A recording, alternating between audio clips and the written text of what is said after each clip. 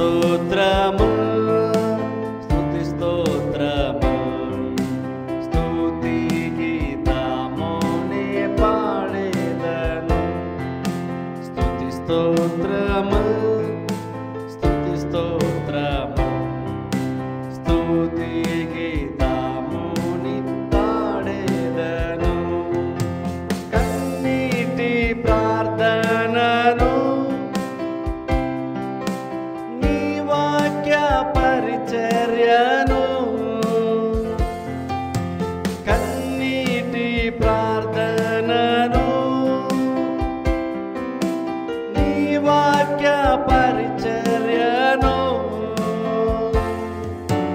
పరిశుద్ధాత్మ సహవాసమును పరిశుద్ధాత్మ సహవాసమును సమృద్ధిగా నాకిమ్ము సమృద్ధిగా నాకిమ్ము. స్తుతి స్తోత్రములు స్తుతి స్తోత్రములు స్తుతి గీతముని పాడేదను.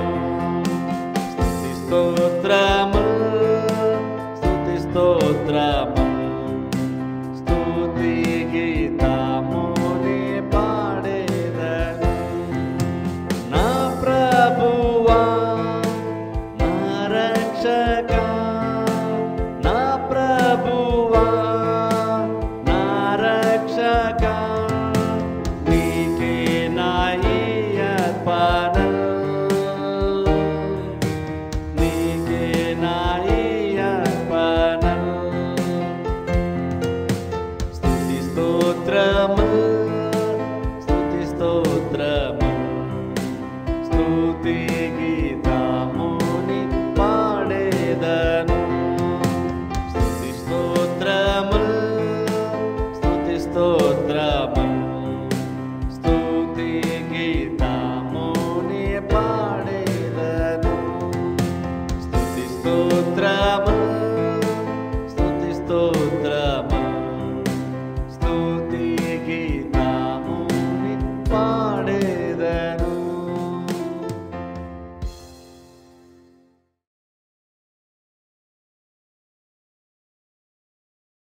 దేవుని యొక్క వాక్యాన్ని చూసుకుందాం. మత్తయి సువార్తలో నుండి 16వ అధ్యాయము. మత్తయి సువార్తలో నుండి 16వ అధ్యాయము. మత్తయి సువార్త 16వ అధ్యాయము 17-18 వచనాలు నేను చదువుతాను. మత్తయి సువార్త 16వ అధ్యాయము 17-18 వచనాలు నేను చదువుతాను. అందుకు యేసు, సీమోను బర్యోనా, నీవు ధన్యుడవు, పరలోకమందున నా తండ్రి ఈ సంగతి నీకు బయలుపరచనే గాని నరులు నీకు బయలుపరచలేదు. మరియు నీవు పేతురువు, ఈ బండ మీద నా సంఘమును కట్టుదును, పాతాళలోక ద్వారములు దాని ఎదుట నిలువ నేరవని నేను నీతో చెప్పుచున్నాను. ఈ రోజున అలాగే వీళ్ళతో వచ్చే వారం కూడా 2-3 వారాలు బహుశా సంఘమును గురించి కొన్ని విషయాలు, సంఘము గురించి, సహవాసం గురించి కొన్ని విషయాలు దేవుని యొక్క వాక్యంలో మనం చూద్దాం. అందులో ముఖ్యంగా ఈ రోజున అసలు సంఘమును గురించి క్లుప్తం కొన్ని విషయాలు, అంటే వాక్యంలోనికి ఎక్కువ వెళ్ళను కానీ సంఘం అన్నప్పుడు బైబిల్ సంఘం అనగా దేని గురించి మాట్లాడుతుంది, సంఘం అని దేవుడు పిలుస్తున్నప్పుడు దేవుని యొక్క మనసులో మెదులుతూ ఉండేటువంటి ఆలోచన ఏంటో మనం తెలుసుకోవాలి. ఇప్పుడు చూడండి, సంఘము అనేటువంటిది ఆత్మ సంబంధమైనటువంటిది. ఇప్పుడు ఆత్మ సంబంధమైనటువంటి కార్యాల గురించి మనకి సరైనటువంటి ఒక ఆలోచన ఉండడం చాలా చాలా ప్రాముఖ్యం. ఎందుకంటే ప్రతి ఆత్మీయ కార్యానికి భౌతికమైనటువంటి మరొక కోణం కూడా ఉంటుంది. కాబట్టి సహజంగా మనం ఎలా చూస్తామంటే సంఘం అన్నప్పుడు అది కేవలం భౌతికంగా మాత్రమే మనం చూస్తుంటాం. కొన్ని సందర్భాలు ఎప్పుడో ఒకసారి ఆత్మీయంగా ఆలోచిస్తామేమో కానీ ఎక్కువ శాతం ఎలా చూస్తామంటే భౌతికంగానే ఆలోచన చేస్తాం. సంఘము అన్నప్పుడు ఎగ్జాంపుల్ సంఘం అనగానే మనకి ఏంటంటే చర్చ్ బిల్డింగ్ గుర్తొస్తుంది, లేదంటే ఈ బిల్డింగ్లో కూడుకునేటువంటి కొంతమంది మనకు గుర్తొస్తారు సహజంగా, న్యాచురల్గా. అది సంఘం అన్నప్పుడు మన మనసులో మెదులుతూ ఉన్నటువంటి ఒక ఆలోచన. అది కొంతవరకు కరెక్టే. కానీ సంఘం అంటే ఏదైతే మనం అనుకుంటూ ఉన్నామో, సంఘం అన్నప్పుడు మన మనసులో ఎలాంటి తలంపులు వస్తున్నాయో అది మాత్రమే సంఘం కాదు. యాక్చువల్ ఇంకోటి మనం ఎలా ఆలోచించాలంటే, సరే సంఘం అంటే మన మైండ్లో కొన్ని ఆలోచనలు మనకు తిరుగుతున్నాయి, ఇది సంఘం అనుకుంటున్నాం మనం. ఇప్పుడు అలాగే దేవుడు కూడా తన నోటంటే సంఘం అని మాట్లాడుతున్నప్పుడు దేవుని యొక్క మనసులో మెదిలేటువంటి ఆలోచన ఏంటి? సంఘం అనగానే దేవుని యొక్క మైండ్లో దేవుడు ఏం ఊహించుకుంటాడు? మనం చర్చ్ అన్నప్పుడు అయితే మనకి బిల్డింగ్ గుర్తొస్తుంది, లేదా చర్చ్ అన్నప్పుడు ఇక్కడికి వచ్చేటువంటి వాళ్ళు గుర్తొస్తారు మనకి. కానీ సంఘం అని ఒకవేళ కనుక దేవుడు పలికితే అప్పుడు దేవుని యొక్క మనసులో వచ్చేటువంటి ఆలోచన ఏంటో కూడా మనం తెలుసుకోవడం చాలా చాలా ప్రాముఖ్యం. ఎందుకంటే సంఘమును గురించి మనకు ఒక డెఫినేషన్ ఉంటుంది, పాస్టర్ గారులకు ఒక డెఫినేషన్ ఉంటుంది, బహుశా విశ్వాసాలకు ఒక రకమైనటువంటి ఒక ఆలోచన ఉంటుంది సంఘం అంటే ఇది అని. అలాగే లోకానికి కూడా సంఘం అంటే వేరే ఆలోచన ఉంటుంది. ఇవన్నీ ఒక ఎత్తు అయితే సంఘం అన్నప్పుడు అసలు దేవుడు ఏమనుకుంటున్నాడు అది కూడా మనకు చాలా చాలా ఇంపార్టెంట్. ఎందుకంటే బైబిల్ టీచింగ్లో యాక్చువల్గా ఏంటంటే బైబిల్ కాల్స్ ఏం చెప్తారంటే డాక్ట్రిన్స్ అని కొన్ని ఉంటాయి. అంటే బైబిల్ ఉపదేశం అంటారు. అంటే బైబిల్ ఉపదేశం అంటే అర్థం ఏంటంటే అసలు నిజంగా బైబిల్ దాని గురించి ఖచ్చితంగా ఏం చెప్తుంది, దాన్ని డాక్ట్రిన్స్ అంటారు. అంటే ఉపదేశం, బైబిల్ ఒక్కొక్క కార్యం గురించి ఏం చెప్తుంది. అలాగే ఏంటంటే సంఘము గురించి కూడా బైబిల్ ఏం చెప్తుంది, లేదా దేవుడు ఏం చెప్తున్నాడు ఎగ్జాక్ట్గా. సంఘం అంటే ఇది అని దేవుని యొక్క డెఫినేషన్ తెలుసుకోవడం ప్రాముఖ్యం. అందుకని స్పెసిఫిక్ అసలు సంఘం అంటే జస్ట్ మన బిల్డింగ్ గురించి లేదా మన గురించి లేదంటే సహవాసం గురించి కూడా ఈరోజు మనం ఆలోచించొద్దు. యాక్చువల్ సంఘం అంటే అసలు బైబిల్లో దేవుడు సంఘం అని మాట్లాడుతున్నప్పుడు దేని గురించి మాట్లాడుతున్నాడు? ఆ రోజుల్లో క్రీస్తు కూడా ఇక్కడ ఈ బండ మీద నా సంఘమును కడుదును అన్నప్పుడు సంఘం అన్న మాటని యేసుక్రీస్తు వాడినప్పుడు అది వినేటువంటి ఆడియన్స్ ఎవరైతే ఆ రోజున ఉన్నారో, వినేటువంటి పేతురు కానీ ఇంకెవరైతే అక్కడ ఉన్నారో, సంఘం అనగానే వాళ్ళ మైండ్లో ఆ టైంలో మెదులుతున్నటువంటి ఆలోచన ఏంటి కూడా మనం తెలుసుకోవాలి. ఇప్పుడు చూడండి, యాక్చువల్గా మామూలుగా సంఘం అన్న మాట ఫస్ట్ టైం ఇక్కడ బైబిల్ ఇక్కడ మనం చూస్తాం, యేసుక్రీస్తు స్వయంగా దాని గురించి వాడడం సంఘం అన్న మాట ఇక్కడ వచ్చింది. కానీ ఇంతకుముందు ఎక్కడ కూడా మనం నార్మల్గా ఈ క్రిస్టియన్ సొసైటీ అంటే దేవుని నమ్మినటువంటి ప్రజలు ఎవరైతే ఉన్నారో వాళ్ళని సంఘం అన్న మాట ఎక్కడ కూడా సహజంగా బైబిల్ వేరే చోట మనకు కనబడదు. మోస్ట్లీ ఇక్కడే మనకు కనబడుతుంది. అది కూడా యేసుక్రీస్తు స్వయంగా ఒక్కసారే ఆయన వాడడం మనం చూస్తాం. కానీ ఎక్కువ సందర్భాల్లో క్రీస్తు ఎలాగ మాట్లాడారంటే ఎక్కువగా క్రీస్తు సంఘము అని మాట్లాడలేదు, కానీ ఎక్కువగా దేవుని యొక్క రాజ్యము అని మాట్లాడడం బైబిల్ మనం చూస్తాం. దేవుని యొక్క రాజ్యము అని కానీ లేదంటే క్రీస్తు ఎక్కువగా పరలోక రాజ్యము అని ఎక్కువగా మాట్లాడుతూ కొన్ని విషయాలు ఆయన బోధించారు. ఆయన వివరించేటప్పుడు ఎక్స్ప్లెయిన్ చేసేటప్పుడు సంఘమునకు క్రీస్తు శిరసైనప్పుడు కూడా ఎప్పుడు కూడా యేసుక్రీస్తు బోధించేటప్పుడు ఎక్కడ కూడా ఆయన సంఘమును అని సంబోధిస్తూ మాట్లాడలేదు, కానీ దేవుని యొక్క రాజ్యం అని మాట్లాడడం మనం చూస్తాం. ఇంక అక్కడ కూడా దేవుని ప్రజలకు సంబంధించిన విషయాలే చాలా సందర్భంలో దేవుని ప్రజల గురించే మాట్లాడుతున్నారు. కానీ ఆయన ఏంటంటే దేవుని రాజ్యము అని కానీ లేదా పరలోక రాజ్యము అని కానీ మాట్లాడడం, సంబోధించడం సువార్తలు మనకు చాలాసార్లు తెలుసు. చాలా ఉపమానాల్లో కూడా మనం ఆ మాటలు విన్నాం, పరలోక రాజ్యము, దేవుని రాజ్యం అని. ఇప్పుడు అందుకని చూడండి, ఆలోచించాలి. ఇప్పుడు మనము సంఘం అని ఇక్కడ యేసుక్రీస్తు ఫస్ట్ టైం ఇక్కడ మెన్షన్ చేశారు కాబట్టి అంతకుముందు సంఘం లేదా అంటే యాక్చువల్ మనకు తెలుసు సంఘం అనేటువంటి పదంతో బహుశా ఒక గుంపు ఎవరు జన్మ లేకపోవచ్చేమో, కానీ ఇంకను దేవుని ప్రజలైతే ఖచ్చితంగా ఉన్నారు. కాకపోతే ఆ ప్రజల్ని సంఘం అని బహుశా పిలవలేదు ఎక్కడ కూడా దేవుడు. కానీ ఇంకను దేవుని యొక్క ప్రజలు సంఘం అన్న పదం ఇక్కడ యేసుక్రీస్తు వాడకముందే లేదా నూతన నిబంధన సంఘం అటువంటిది ఏర్పరచబడక మునిపై ఇంకొన్ని దేవుని ప్రజలు ఉన్నారు. సో ఇప్పుడు దాన్ని బట్టి చూసుకున్నప్పుడు మనం యాక్చువల్గా సంఘం అని మనం వాడుతున్నప్పుడు నూతన నిబంధన భాషలో మనం మాట్లాడుతున్నాం సంఘం అని. కానీ యాక్చువల్గా ఇంకను దేవుని ప్రజలు అనేటువంటి గుంపు ఇంకను ఇంతకుముందు కూడా ఉంటూనే ఉన్నారు. సంఘం అని క్రీస్తు ఇక్కడ ఫస్ట్ టైం మాట్లాడారు కాబట్టి అంతకుముందు సంఘమే లేదు అనుకోవడానికి వీల్లేదు. ఇంతకుముందు సంఘం ఉంది కదా, సంఘం అన్నట్లుగా అది ప్రొజెక్ట్ అవ్వలేదు, వేరే వేరే పదాలతో అది గుర్తించబడింది, కానీ సంఘం అన్న పేరు ఇవ్వలేదు. కానీ ఇంకను దేవుని యొక్క ప్రజలు ఖచ్చితంగా ఉన్నారు. అందుకని చూడండి, మనము బైబిల్ డెఫినేషన్ చూడాలంటే బైబిల్ ఏం చెప్తుంది సంఘం అన్నప్పుడు దాని గురించి మనం యాక్చువల్గా ఆలోచన చేయాలి. ఎందుకంటే ఇది దేవునిది కాబట్టి సంఘం అనేటువంటి దానికి చాలా వాల్యూ ఉంటుంది. ఇప్పుడు చూడండి, సంఘం అన్నప్పుడు చాలా సందర్భంలో మనం ఎందుకు సంఘం అనగా మనకు అంత ఇంట్రెస్ట్ ఉండదు. సంఘం అన్నప్పుడు ఎందుకు మనం అంత వాల్యుబుల్గా చూడమంటే మనం ఏంటంటే సంఘం అనేటువంటి ఒక ఆత్మ సంబంధం అంటే ఒక దానిని మనం కేవలం భౌతికంగా మాత్రమే చూస్తున్నాం. మనం భౌతికంగా మాత్రమే చూస్తున్నాం కాబట్టి సంఘం అనేసరికి మనకి 10 మందికి 10 రకాలైనటువంటి ఆలోచనలు వస్తుంటాయి. చిన్న సంఘం అని, పెద్ద సంఘం అని, లేదంటే శరీరానుసారం సంఘం అని, లేదంటే ఆత్మానుసార సంఘం అని, ఇలా రకరకాల చాలామందికి వారుకున్నటువంటి ఎక్స్పీరియన్సెస్ బట్టి రకరకాల ఆలోచనలు వస్తుంటాయి. మనము కొన్ని కార్యాలు చూసేటప్పుడు మనకున్నటువంటి ఎక్స్పీరియన్స్తో చూస్తాం, మనకున్నటువంటి అనుభవంతో దాని డెఫినేషన్ ఇస్తాం, అర్థం చేసిన ప్రయత్నం చేస్తాం. కానీ మనం ఏం అర్థం చేసుకోవాలంటే సంఘం అన్నప్పుడు దేవుడు దేని గురించి మాట్లాడుతున్నాడు, దేవుని యొక్క మనసులో అసలు సంఘం అనేటువంటి ఆ సిస్టమ్ ఏదైతే ఉందో దాని గురించి అసలు దేవుడు ఏమనుకుంటున్నాడో తెలుసుకోవడం చాలా చాలా ప్రాముఖ్యం. అందుకని ఈ రోజున మొదటి రోజు కాదు, ఈరోజు సంఘం అన్నప్పుడు ఏంటంటే దాని నుంచి క్లుప్తంగా కొన్ని విషయాలు బైబిల్ ఉన్న అక్కడక్కడ 2-3 రెఫరెన్స్లు తీసి సంఘం గురించి నేను కొన్ని విషయాలు బోధిస్తాను. ఇప్పుడు చూడండి, యేసుక్రీస్తు ఉపమాన రీతిగా బోధించేటప్పుడు ఆయన ఎక్కువగా 2 పదాలు వాడారు. ఒకటి ఏంటంటే పరలోక రాజ్యం అనేటువంటి ఒక పదం వాడారు, ఇంకోటి ఏంటంటే దేవుని యొక్క రాజ్యం అని వాడారు. ఇప్పుడు చూడండి, ఈ 2 జనరల్గా చూసుకుంటే 2 దాదాపుగా ఒకే అర్థం, కానీ కొన్ని సందర్భాల్లో కొంచెం లోతుగా స్పెసిఫిక్గా మనం తెలిసిన ప్రయత్నం చేస్తే కనుక రెండిటి కొంచెం డిఫరెన్స్ ఉంటుంది. పరలోక రాజ్యం అన్న దానికిను దేవుని యొక్క రాజ్యం అన్న దానికి కొంచెం డిఫరెన్స్ ఉంటుంది. కానీ జనరల్గా మనం క్యాజువల్గా ఇప్పుడు నేను మాట్లాడుతున్నప్పుడు జనరల్గా చెప్పాను అనుకోండి, పరలోక రాజ్యం అన్న దేవుని యొక్క రాజ్యం అన్న జనరల్గా ఒకటి అవ్వచ్చు. కానీ స్పెసిఫిక్గా మనం వెళ్ళి పరలోక రాజ్యం అంటే ఏంటి, దేవుని యొక్క రాజ్యం అంటే ఏంటి, 2 డిఫరెన్స్ ఉందా అని దాని గురించే తెలిసిన ప్రయత్నం చేస్తే మాత్రం ఖచ్చితంగా కొంత వ్యత్యాసం ఖచ్చితంగా ఉంది. ఇప్పుడు చూడండి, అలా అందుకే మనం అర్థం చేసుకోవడం ప్రాముఖ్యం. అందుకే నేను దాని గురించి కొంచెం ఎక్స్ప్లెయిన్ చేస్తాను క్లుప్తం కొన్ని విషయాలు. ఇప్పుడు చూడండి, యేసుక్రీస్తు పరలోక రాజ్యం అని లేదంటే దేవుని యొక్క రాజ్యం అని వాడడం బైబిల్ మనం చూస్తాం. కానీ చాలా సందర్భంలో ఎవరిని వచ్చినప్పుడు కూడా చూడండి, ఒక రెఫరెన్స్ నేను చదువుతాను చూడండి. ఒకసారి మార్కు సువార్తలోకి వెళ్దాం. ఒకసారి మార్కు సువార్త 1వ అధ్యాయంలోకి వెళ్దాం. మార్కు సువార్త 1వ అధ్యాయము 15వ వచనం నేను చదువుతాను. మార్కు సువార్త ఇక్కడ యోహాను బాప్తిస్మ యోహాను ప్రసంగం చేస్తున్నాడు, దాని గురించి చూద్దాం. చూడండి, మార్కు సువార్త 1వ అధ్యాయము 15వ వచనం నేను చదువుతాను. మార్కు సువార్త 1వ అధ్యాయం 15వ వచనం. యోహాను బాప్తిస్మ యోహాను ఇక్కడ మాట్లాడుతున్నటువంటి మాట, కాలము సంపూర్ణమై ఉన్నది, దేవుని రాజ్యము సమీపించి ఉన్నది, మారు మనసు పొంది సువార్త నమ్ముడని చెప్పుచు దేవుని సువార్త ప్రకటించచ్చు గలిలయకు వచ్చాను. ఇప్పుడు చూడండి, ఇక్కడ యోహాను మాడుతూ దేవుని యొక్క రాజ్యము సమీపించి ఉన్నది అన్నాడు. దేవుని యొక్క రాజ్యము సమీపించున్నది. ఎక్కడ స్పెషల్ దేవుని యొక్క రాజ్యం అన్నప్పుడు పరలోక రాజ్యం గురించి మాట్లాడలేదు, ఎందుకంటే సమీపించి ఉన్నది అన్నాడు.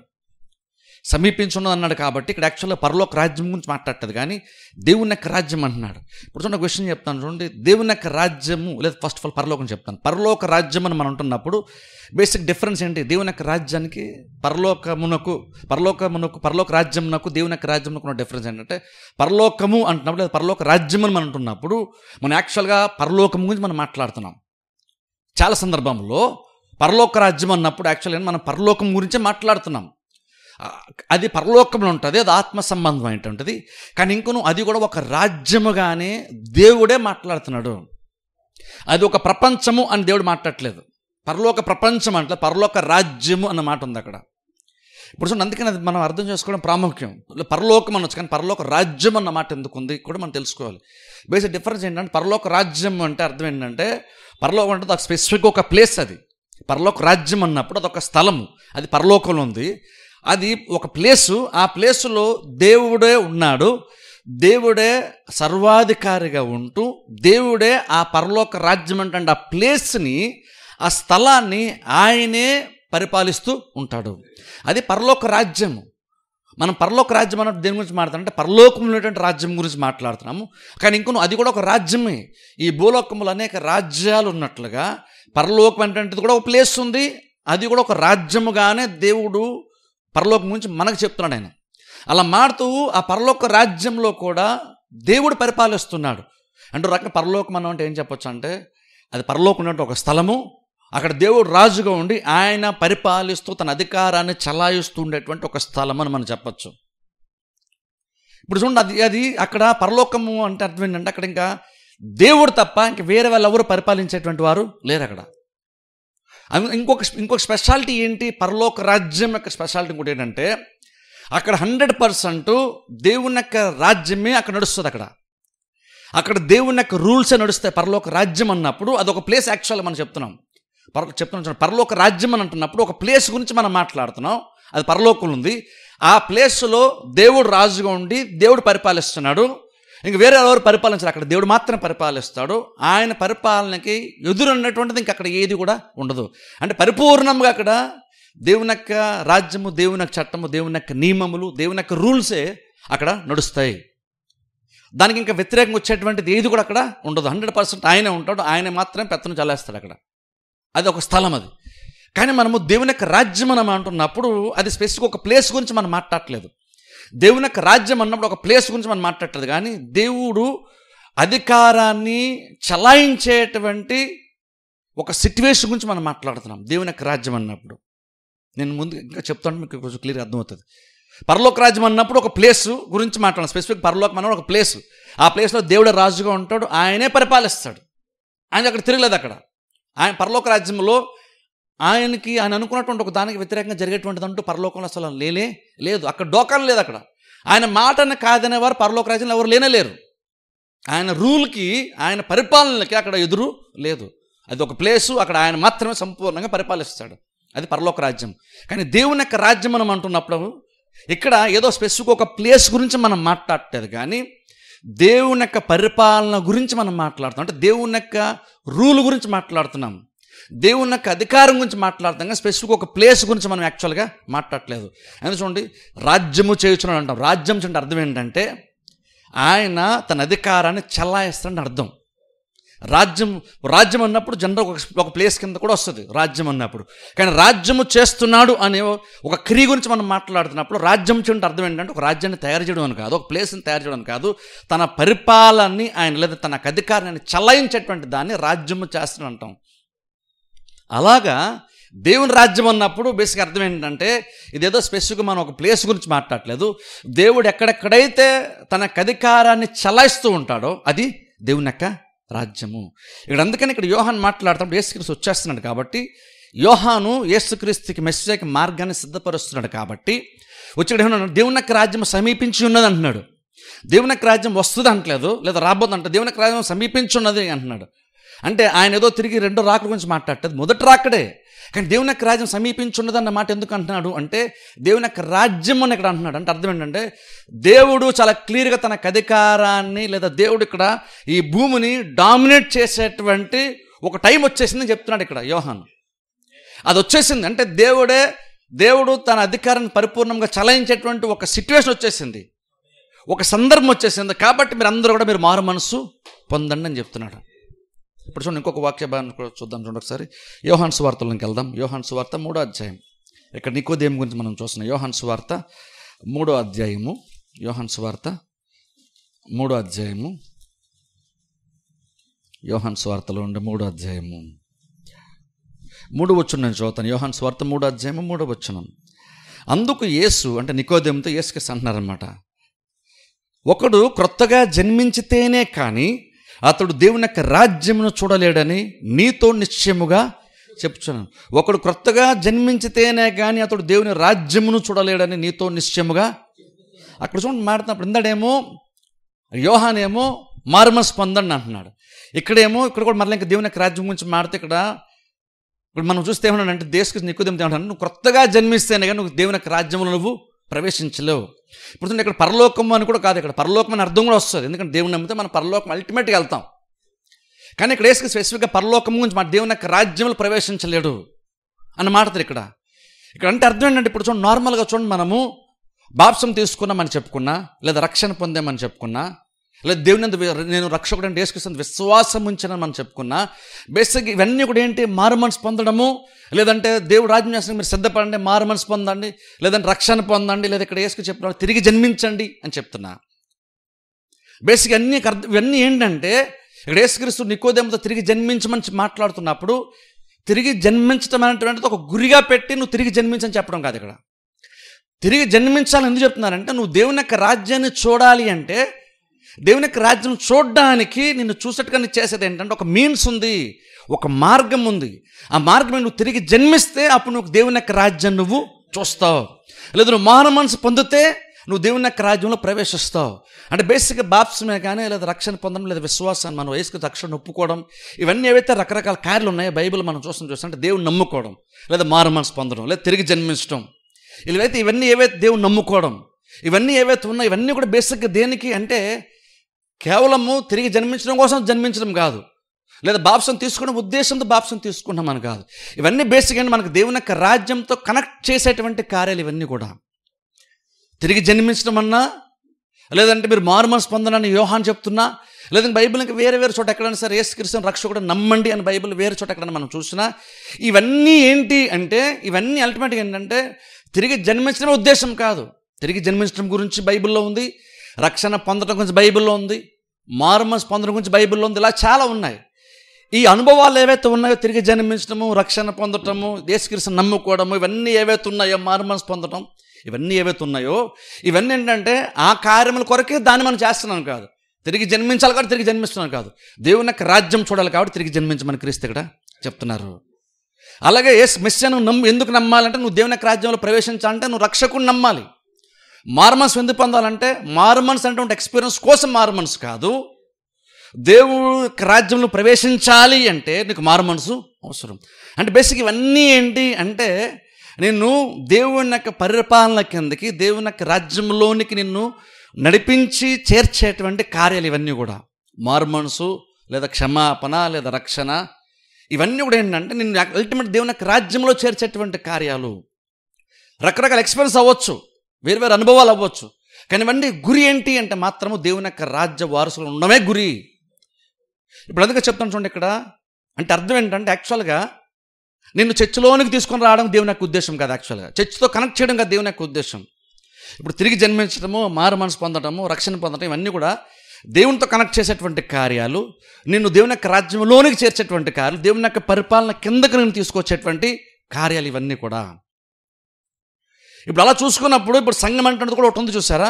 ఇప్పుడు మారుమనసు ఎందుకు పొందాలి మనం, లేదంటే సువార్త ఎందుకు నమ్మాలి, బ్యాప్టిజం ఎందుకు తీసుకోవాలి, రక్షణ ఎందుకు పొందాలి, నువ్వు చర్చిలోకి రావాలి కాబట్టి అని కాదు, నువ్వు దేవుని యొక్క రాజ్యంలోనికి రావాలి కాబట్టి. ఎలాగైతే బాప్టిజము లేదా మారుమనసు లేదా రక్షణ ఇవన్నీ ఇంపార్టెంటో, అవన్నీ ఒక మీన్స్ లాగా ఉండి మనం నడిపిస్తున్నాయో, అలాగే సంఘం అనేటువంటి యాక్చువల్గా ఏంటంటే చర్చికి రావడం అల్టిమేట్ మన గురి కాదు. యాక్చువల్గా సంఘం కూడా యాక్చువల్గా ఏం చేస్తుందంటే నిన్ను దేవుని యొక్క రాజ్యంలో నేను నడిపిస్తుంది. అంటే అర్థం ఏంటంటే నువ్వు సంఘం రావచ్చు, కానీ సంఘం కంటే ఇంకా ఇంపార్టెంట్ ఇంకొకటి ఉందన్న విషయం మనం గుర్తుపెట్టుకోవాలి.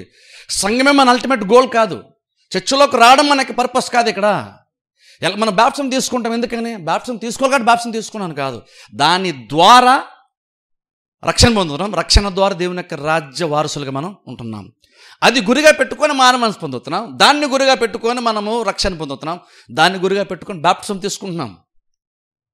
ఇవన్నీ అంటే వీటి కోసం ఈ కార్యాలన్నీ చేస్తాం, ఇవన్నీ ఇంపార్టెంటే. కానీ ఈ కార్యాలు జరగాలి కాబట్టి నీ కార్యాలు చేస్తున్నాం కాదు, మనం అందులోనికి చేరాలి కాబట్టి ఈ కార్యాల ద్వారా మనం అందులోనికి చేరుతున్నాం. ఎగ్జాక్ట్ అలాగే సంఘం అంటే ఏంటంటే అల్టిమేట్ గురి వ్యక్తి రక్షణ ఎందుకు పొందాలి అంటే చర్చిలోకి రావడం గురించి కాదు, చర్చికి మెంబర్ అవ్వడం గురించి కాదు. ఇది మంచిదే, కరెక్ట్ ఉండాలి కూడా, కానీ దీనికంటే ఇంపార్టెంట్ ఇంకోటి ఉంది. అదేంటంటే దేవుని యొక్క రాజ్యంలో చేరడం. సంఘం ఏం చేస్తానంటే నువ్వు ఎలాగైతే బాప్టిజం ద్వారా నువ్వు రక్షణ పొందుతున్నావో, అలాగే నువ్వు సంఘము ద్వారా దేవుని యొక్క రాజ్యంలో ప్రవేశిస్తున్నావు. నేను చెప్పి చచ్చిపోతే పరలోకి వెళ్ళడం గురించి చెప్పట్లేదు, దేవుని యొక్క పరిపాలన, దేవుని యొక్క ఏలుబడి కిందకి రావడం గురించి కూడా చెప్తున్నాను. నువ్వు అది కూడా నువ్వు ఇప్పుడు ఎలా జరుగుతుంది, నువ్వు సంఘమునకు వస్తే, నువ్వు సంఘంలో ఉంటే నువ్వు బేసిక్గా నువ్వు ఎక్కడికి వెళ్తున్నావు, ఈ సంఘం ఎక్కడ నడిపిస్తుంది నేనంటే దేవుని యొక్క పరిపాలన కిందకి, దేవుని యొక్క రాజ్యం కిందకి నేను తీసుకుని వెళ్తుంది. అందుకని సంఘం ఇంపార్టెంట్. ఇప్పుడు అందుకని చూడండి, మనం చర్చకు వచ్చేసాం కాబట్టి మనం సాటిస్ఫై అయిపోకూడదు. ఎందుకంటే చర్చకు రావడమే యాక్చువల్ నీ గురి కాదు. చర్చకు రావడం ఇంపార్టెంట్ నేను కాదు అంటలేదు, కానీ చర్చకు రావడమే నీ గురి కాదు. మన ఎక్కడికైనా ఊరు వెళ్తున్నాం అనుకోండి, ఊరు వెళ్ళాలంటే మనం బస్సు ట్రైన్ ఏదో తీసుకోవాలి, ఖచ్చితంగా ఎక్కుతాం. కానీ బస్సు ఎక్కడం కోసం బస్సు ఎక్కం, ట్రైన్ ఎక్కడం కోసం ట్రైన్ ఎక్కం. ఒక చోటుకి వెళ్దామని అనుకుంటున్నాం కాబట్టి ఇప్పుడు మనకి ప్రయాణానికి మనకి ట్రైనో బస్సో ఇంక వేరే వెహికల్స్ ఏవైతే ఉంటాయి ఇవన్నీ కూడా మనకి ఇప్పుడు ఇంపార్టెంట్ అవుతాయి. కానీ అల్టిమేట్గా మనం ఎక్కడికో మన బస్సులో కూర్చోడానికి, ట్రైన్లో కూర్చోడానికి వెళ్ళట్లేదు. మనం ఎక్కడికో వెళ్దాం అనుకున్నాం కాబట్టి ఇప్పుడు మనం ఇందులో కూర్చుంటున్నాం. ఇదేం చేస్తుంది, మనల్ని అక్కడికి చేరుస్తుంది. అలాగే చర్చ కూడా ఎందుకు అక్కడికి వస్తాం, యాక్టివ్గా ఎందుకు ఇక్కడ పార్టిసిపేట్ చేస్తాం, ఎందుకు సహవాసం అంటే ఇంపార్టెంట్. ఆది సంఘం మనం చూస్తున్నప్పుడు ఎన్ని ఉపద్రవాల్లో, అన్ని శ్రమల్లో కూడా వాళ్ళు ఎందుకని సంఘంతో ఇంకా అంటుపెట్టుకున్నారు. ఎందుకని ఆ రోజు ఒక విశ్వాస కష్టం వచ్చినప్పుడు మిగిలినటువంటి సంఘ సభ్యులు వాళ్ళ ఆస్తులు అమ్మేసి తీసుకొచ్చి పేతురు పాదాల దగ్గర రుద్ది పెట్టారు. ఎందుకు అంతలా చేయాలి? బేసిక్గా చూడండి, ఆ రోజుల్లో ఆది సంఘం మనం చూసినప్పుడు వాళ్ళు సంఘానికి ఎందుకు వెళ్ళారంటే, సంఘానికి వెళ్తే మాకేవో కొన్ని కార్యాలు జరుగుతాయి కాబట్టి వాళ్ళు సంఘానికి వెళ్ళలేదు. సంఘానికి వెళ్ళి వాళ్ళు ఇంకేదో చేశారు సంఘానికి. మనం ఈరోజు చర్చికి ఎందుకు వస్తాం, మనం అనుకుంటున్నాం చర్చికి రాకపోతే నీకు దీవెన ఎలా వస్తుంది అంటున్నాం.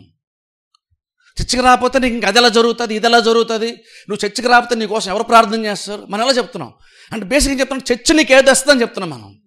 కానీ ఆది సంఘం, ఆది చర్చ్ ఏదో విశ్వాసాలకు ఇవ్వలేదు, విశ్వాసాలు చర్చికి ఏదో చేశారు. అంటే బేసిక్ అర్థం ఏంటంటే ఇంకా మనైతే చర్చ్ అనుకొని చూస్తున్నామో దానికంటే ఇంక ఇంపార్టెంట్ ఇంకొకటి ఉంది. చర్చికి రావడం చాలా ఇంపార్టెంట్, చాలా చాలా ఇంపార్టెంట్. ఎందుకు ఇంపార్టెంట్ అంటే ఈ మందిరము లేదా చర్చ్ అనేటువంటిది నేను దేవుని యొక్క రాజ్యంలోనికి నడిపిస్తుంది కాబట్టి, దేవుని యొక్క రాజ్యం కూర్చున్న అనుభవాన్ని నీకు ఇస్తుంది కాబట్టి చర్చికి రావడం అందుకు ఇంపార్టెంట్ అవుతుంది. నువ్వు చర్చ్ కోసం బేసిక్ ఏం చేస్తావంటే నువ్వు దేవుని యొక్క పరిపాలన కిందకి, దేవుని యొక్క ఏలుబడిలోనికి రావడానికి నువ్వు ఇష్టపడుతున్న అర్థం. అందుకని మన చర్చ్ ఇంపార్టెంట్.